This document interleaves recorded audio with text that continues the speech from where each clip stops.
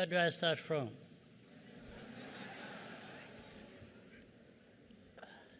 So to our ambassador, with all the kind words and everything, let me say, maybe Rwanda got the leadership Rwanda deserved.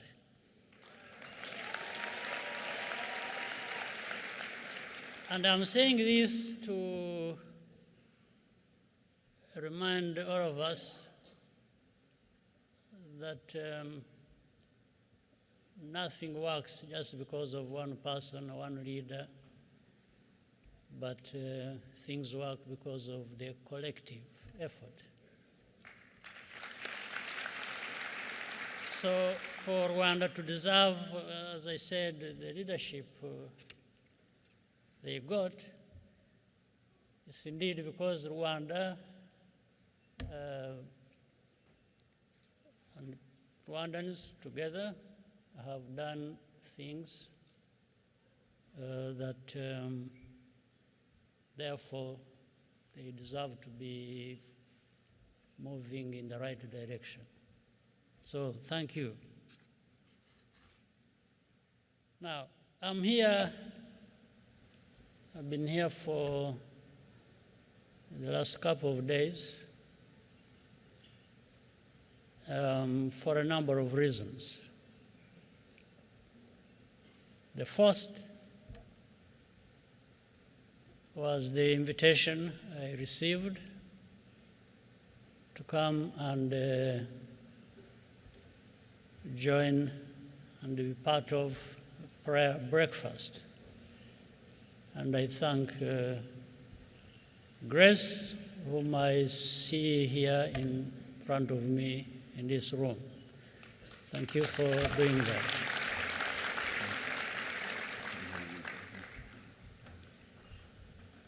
So I came. We prayed. We had breakfast. So everything went according to plan. I'm grateful. But coming here for prayer breakfast gave me a number of opportunities. One was to meet many other people here in the United States, public and private people who serve in those capacities. I also met, well, this time I'm meeting Rwandans from across the world, I should say.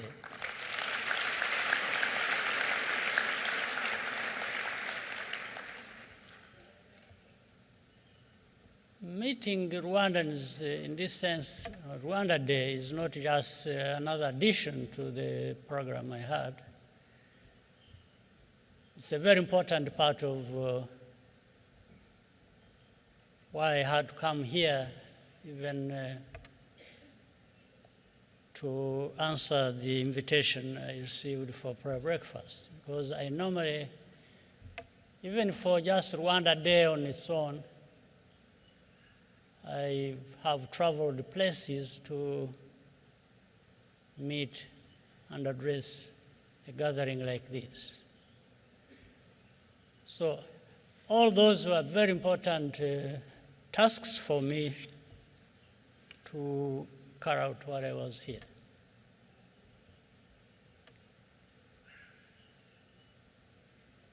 The other part is equally important. I want to take this moment to thank Let me start with Rwandans who have come from all over the world and are here with us, and we are going to have a good conversation. But I want to thank the friends of Rwanda who have not, who are no longer just friends. They have become Rwandans, they've become family, if I will say.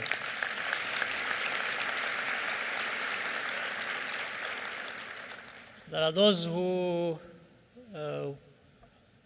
have just spoken to us. Senator Inhofe, Pastor Rick, and there are many others sitting here in this audience that I have seen and can see now, and others.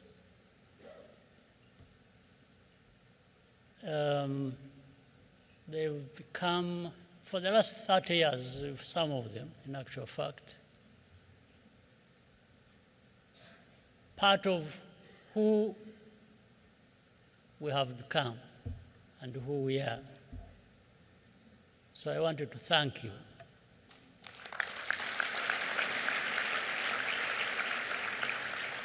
I won't take the risk of naming them. I don't want to leave anyone out of the list that I would wish to spare out. They are here. Anyway, that's the most important thing. And I can see them. And I can thank them when they are here.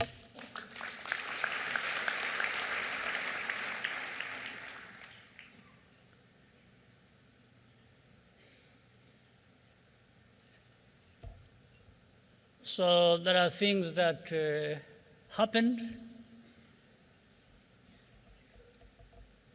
during this time I've been here. There are things that didn't happen. You know, some people sometimes want to highlight what didn't happen. But I want to highlight what happened. That was very important for me and for Rwanda.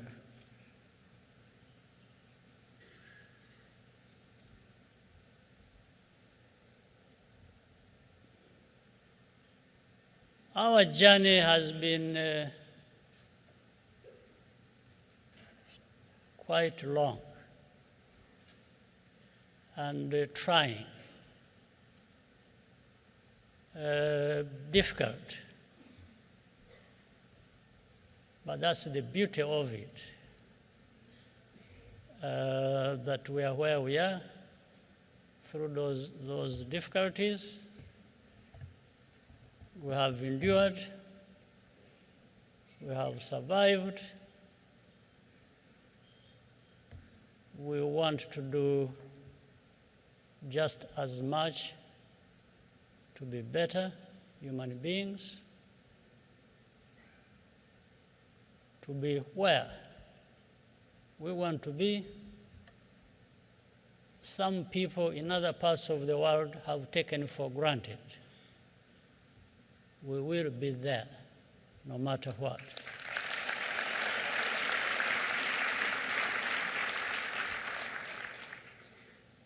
This is what we said from the beginning.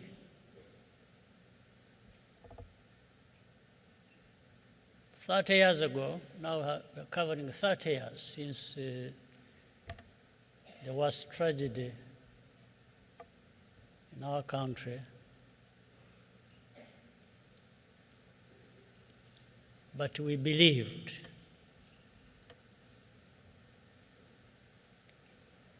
We wanted to live our lives, even so many lost theirs. And we promised ourselves. You know,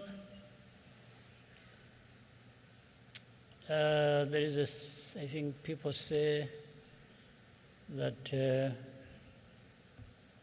lightning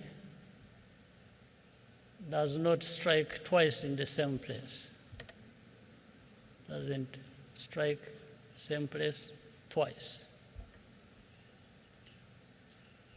Maybe. But for me,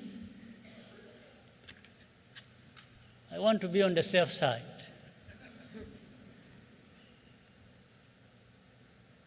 I would rather make sure and prepare for a situation where Rwanda, that was struck once badly in 1994, will not be struck again.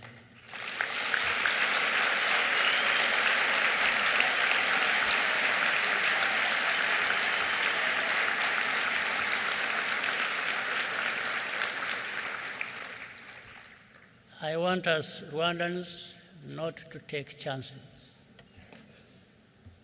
We just have to ensure that we are not going to be struck again.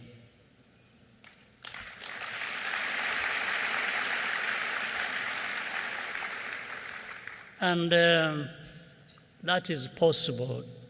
We just have to prepare our defenses, build our capacity.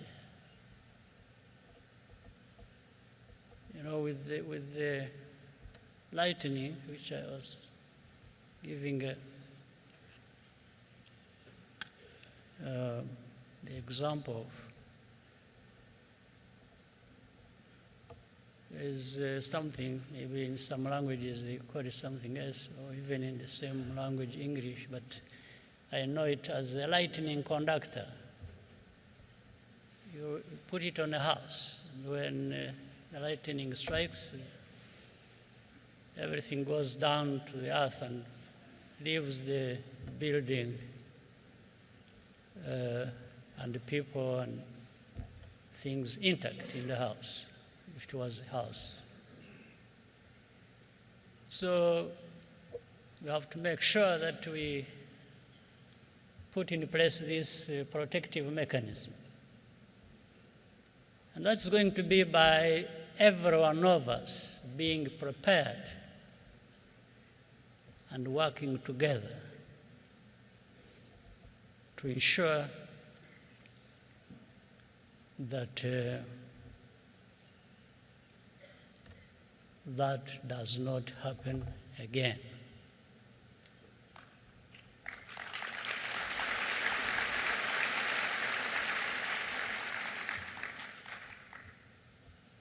Earlier, the young lady mentioned something, and I quickly, to my mind, I knew where the story came from. Somebody must have let out our conversation, which was a bit private, and I know it must have come from Masai, who I'm seeing in the crowd. What he didn't tell you was that apart from scratching my head, I was busy turning my pockets and wondering where the money is going to come from. But nonetheless, even then I was convinced all that is possible.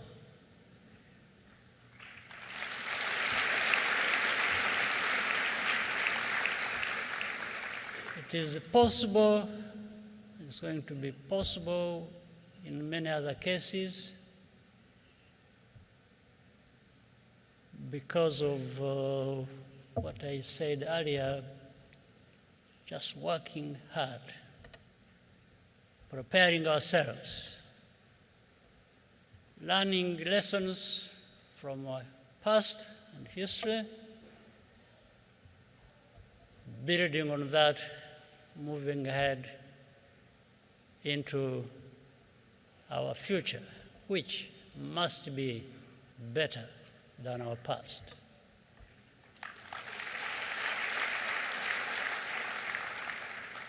You know, human beings are capable of many things, some of them as bad as what happened 30 years ago in our country. But human beings also have the capacity to do good things.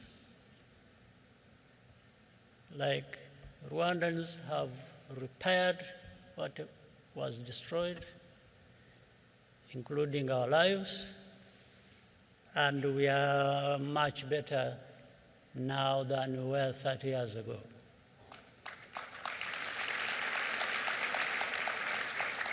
We just have to keep going. I was going to say don't relax, but I want you to relax. Only that remember that while you relax, you also, parallel to that, you need to be doing the right things, the right way, and the right speed. All right?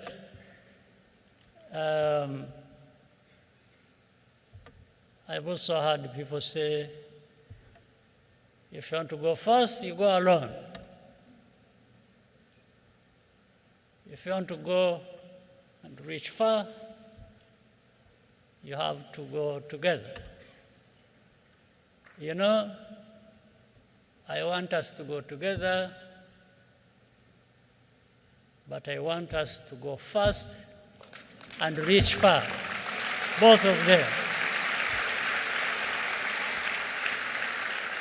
I don't think there is any contradiction. You can go far and fast at the same time. That's what our situation compels us to do, and we must think like that. We must be able to do things and move fast, but we want to go far at the same time. And we really have ourselves either to blame or to thank for succeeding. Nobody else. Don't blame. If Rwandans fail, don't start looking for excuses and say, you know, somebody somewhere, and then you start talking about colonial times, you start talking about, no. Those are over, behind us. So don't let's not use an excuse. We must, though of course in our region and we see on our continent, we still have a lot of problems to overcome, but they can be overcome. There's no question about it. And we need to keep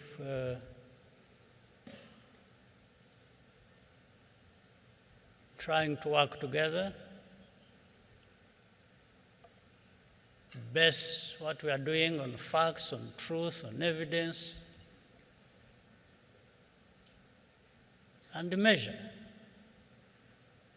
what we are doing, where we have come from, and where we have reached. And then you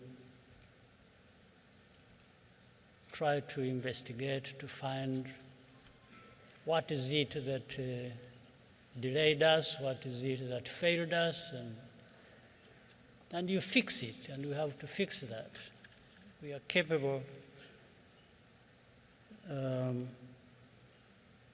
please, as Rwandans, we can't afford to waste the lessons learned from our tragedy. There are so many lessons, including that sometimes in time of need, you are on your own.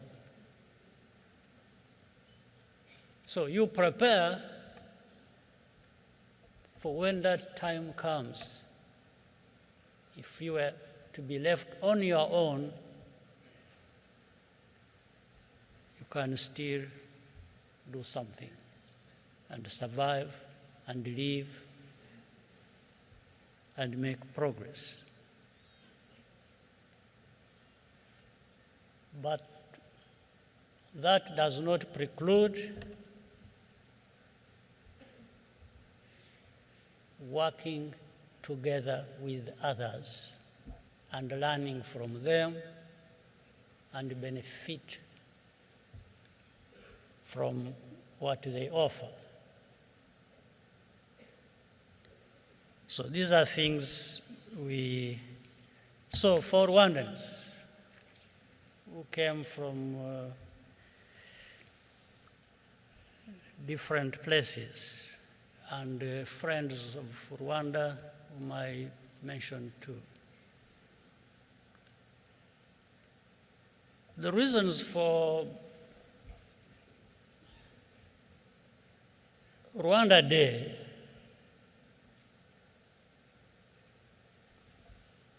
to start with is to make sure that every Rwandan who is outside of Rwanda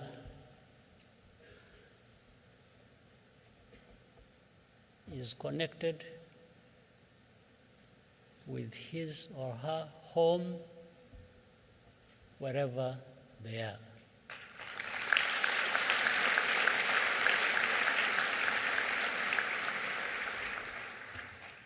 You can leave Rwanda and go wherever you want to go, but Rwanda should not leave you.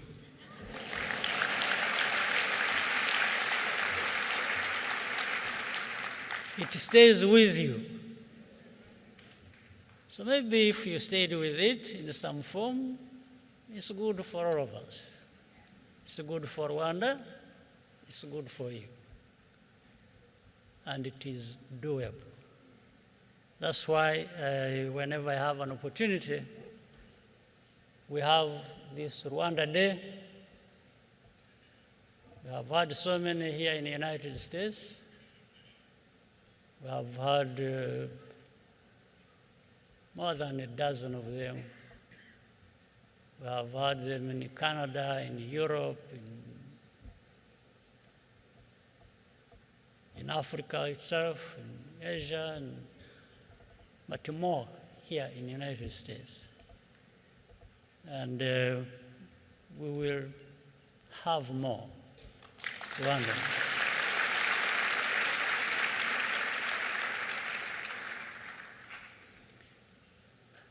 So we are here now 30 years after the tragedy. And I know since '94, many of you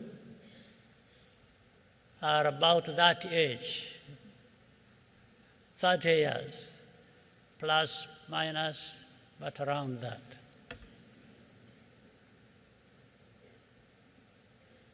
I want to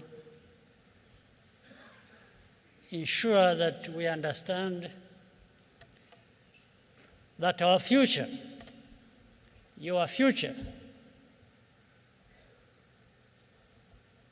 is in your hands.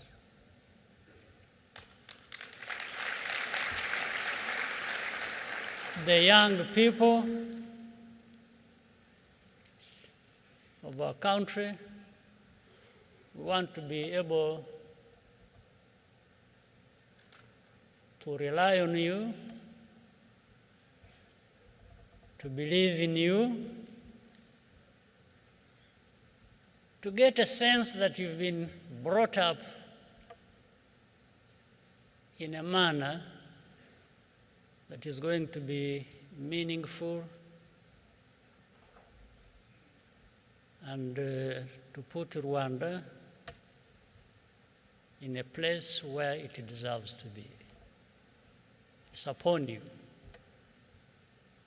Those are choices that you have to make.